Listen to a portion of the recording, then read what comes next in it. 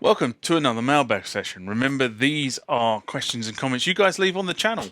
But before we get going on this session, remember, normal parish notices apply. So if you haven't subscribed to the channel, why not? Hit the subscribe icon. If you want to be notified when new content hits the channel, it's the bell icon's the one you need. If you like the contents of this video, give it a thumbs up. Consider becoming a member of the TMTG community. It's always a big mouthful. The address is down the bottom, as are the Facebook and Instagram tags. Go tag me over there. But now back to the video. Next one comes from Grid's Sleep. In response to the rant I did about the SY85 being complete, programs for the CX5 have arrived, video I did in May 2020. And he writes, I used to own one with RAM and ROM fully upgraded from Sector 101, UK. Funny enough, that's exactly where I bought my stuff from. It's the sound Yamaha have been surfing on for 30 years until they decided to bring back FM. One may wonder how Yamaha have survived without major innovation for so long, until one remembers that Yamaha make the most of their money from manufacturing cargo ships, bulldozers, motorcycles, pianos, guitars, electronic components, books, well, just about everything. That's probably where a Yamaha tomato farm is somewhere out there. Probably right. I have to be honest and say it's really interesting that they go through cycles.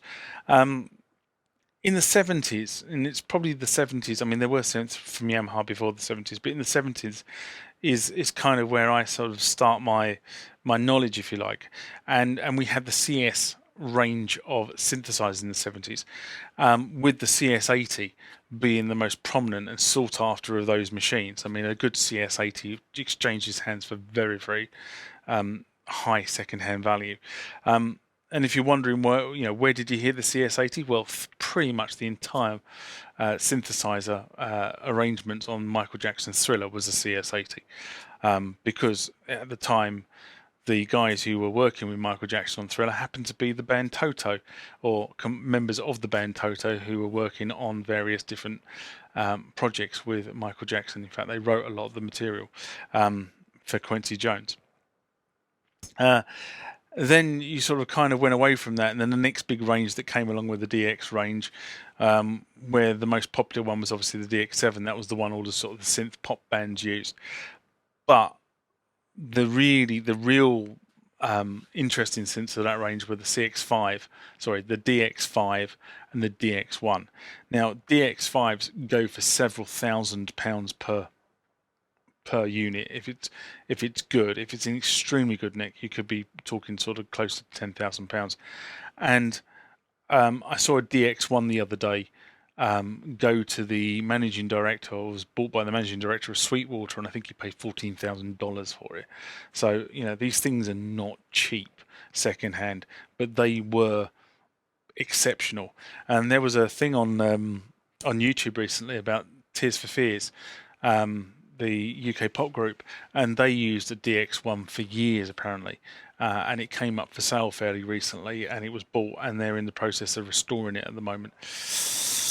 But of course, in the time frame around there was a lot of sort of Yamaha produced a lot of sort of tone generators based on sort of the whole DX7 FM technology.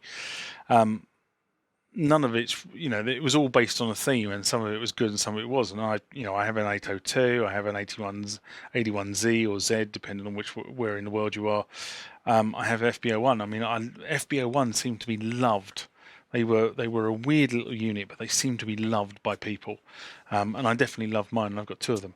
And then the next big range that came along from Yamaha was the SY80, the SY range. Which kind of had FM and had AWM as well as the synth engines. But the problem with the SYs is that sort of all the keyboards, all the technologies were complete mishmash. And I never quite understood that, why you bring out a range of synths where the technologies are such a mishmash that you can't transfer tones between the two.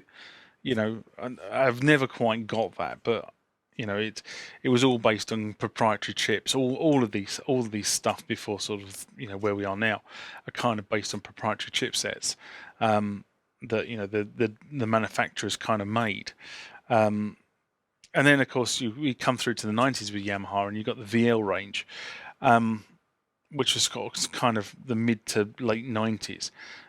Don't really know much about the VL range. A couple of people have said some of the stuff was good. The VL50, for argument's sake. I've got no idea. I've never done any research on the VL range at all. It's never really sort of pitched up and floated my boat. Nor, to be honest, has the Motif range, which was the sort of range that came out in the 2000s, sort of compete with this and the Triton, wasn't it? The Korg Triton. But I've always thought, looking at the Motif and looking at this and the Triton and the M3, these just trunched it. Really, they were just a cut above. Somebody will probably come back and say, well, you didn't really understand the Motif, and you're right. I don't understand it. I've never really dug into it. I've never been offered one. I've never played one. So, and now we come to sort of kind of the Montage, Mod-EX type keyboards in the Yamaha range, which of course uses sort of kind of AWM2 and sampling technology. So they're kind of more akin to the Kronos sort of area.